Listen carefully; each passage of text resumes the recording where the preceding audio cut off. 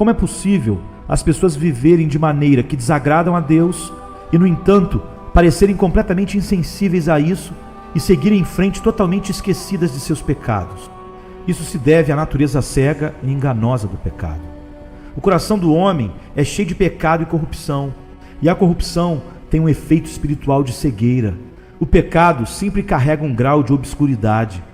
Quanto mais ele prevalece, mais ele obscurece e ilude a mente. Ele nos cega para a realidade que está em nosso próprio coração. Assim, o problema não é, em absoluto, a falta da luz da verdade de Deus. A luz brilha suficientemente ao nosso redor, mas a falha está nos nossos olhos. Estão obscurecidos e cegos pela incapacidade mortal que resulta do pecado. O pecado engana facilmente porque controla a vontade humana, e isso altera o julgamento. Quando a concupiscência prevalece, predispõe a mente para aprová-la. Quando o pecado influencia nossas preferências, ele parece agradável e bom. A mente é naturalmente predisposta a pensar que tudo que é agradável é correto. Portanto, quando um desejo pecaminoso vence a vontade, também lesa o entendimento. Quanto mais a pessoa anda no pecado, provavelmente mais a sua mente será obscurecida e cega. Assim é que o pecado assume o controle das pessoas. Portanto, quando elas não estão conscientes do seu pecado, fica extremamente difícil fazê-las enxergar o erro. Afinal de contas, o mesmo desejo maligno que as levou ao pecado as cegará. Quanto mais uma pessoa raivosa consente com a malícia ou com a inveja, mais esses pecados cegarão seu entendimento para que ela os aprove. Quanto mais um homem odeia o seu vizinho, mais ele tende a pensar que tem uma boa causa para odiar e que aquele vizinho é digno de ódio, que merece ser odiado e que não é seu dever amá-lo. Quanto mais prevalecem os desejos de um homem impuro, mais doce e agradável o pecado lhe parecerá, e mais ele tenderá a pensar que não há mal nisso. Semelhantemente, quanto mais uma pessoa deseja coisas materiais, provavelmente mais pensa que é desculpável por agir assim. Dirá a si mesma que precisa de certas coisas e que não pode viver sem elas. Se são necessárias, raciocina ela, não é pecado desejá-las. E as concupiscências do coração podem assim ser justificadas. Quanto mais prevalecem, mais cegam a mente e influenciam o julgamento que as aprova. Por isso, a Bíblia denomina os apetites mundanos de as concupiscências do engano.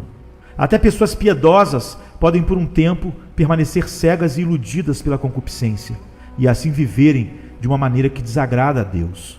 A concupiscência também incita a mente carnal a inventar desculpas para as práticas do pecado. A natureza humana é muito sutil quando se trata de racionalizar o pecado.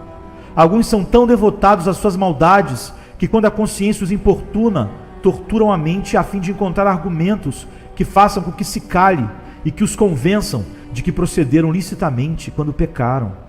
O amor a si mesmo também predispõe as pessoas a desculparem o seu pecado.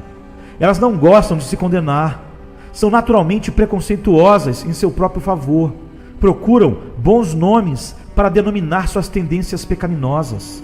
Elas as transformam em virtudes, ou no mínimo em tendências inocentes.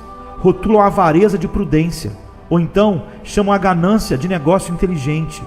Quando se alegram com a calamidade do próximo, fingem que é porque esperam que isso trará algum bem à pessoa.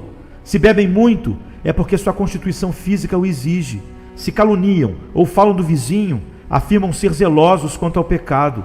Se entram numa discussão, dizem ter uma consciência obstinada e consideram sua discórdia mesquinha uma questão de princípios. E assim, encontram bons nomes para todas as formas de mal.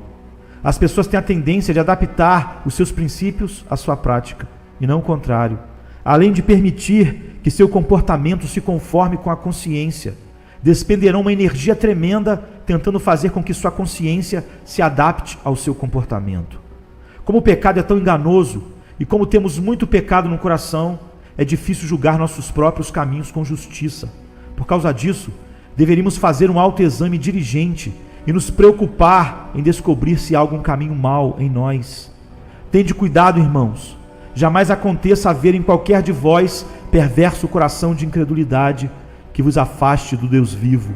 Pelo contrário, exortai-vos mutuamente cada dia, durante o tempo que se chama hoje, a fim de que nenhum de vós seja endurecido pelo engano do pecado, como está em Hebreus 3, 12 e 13. As pessoas veem mais facilmente os erros dos outros do que os seus. Quando veem os outros errarem, imediatamente os condenam, até mesmo enquanto se desculpam pelos mesmos pecados, conforme está em Romanos 2:1. Todos vemos um argueiro nos olhos dos outros e não a trave nos nossos olhos.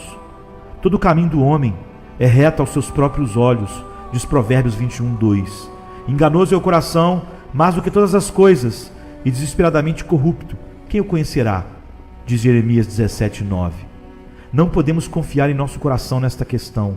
Em vez disso, devemos nos vigiar, interrogar nosso coração cuidadosamente e pedir a Deus que nos sonde completamente. O que confia no seu próprio coração é insensato. Provérbios 28, verso 26. A natureza enganosa do pecado. Jonathan Edwards, 1703-1758.